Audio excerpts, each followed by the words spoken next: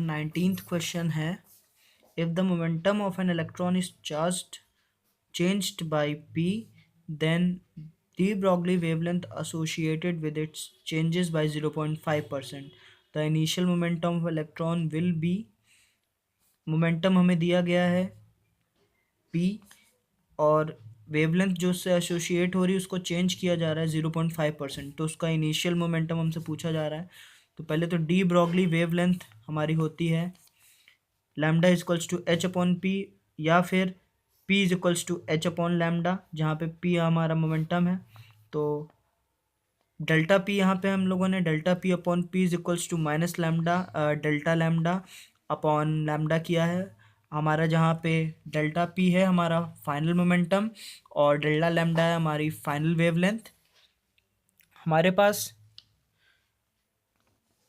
इसको सॉल्व करने पे हमारे पास आएगा p upon P initial is equals to 0.5 upon 100। अब हमसे p इनिशियल पूछा जा रहा है, तो p इनिशियल की वैल्यू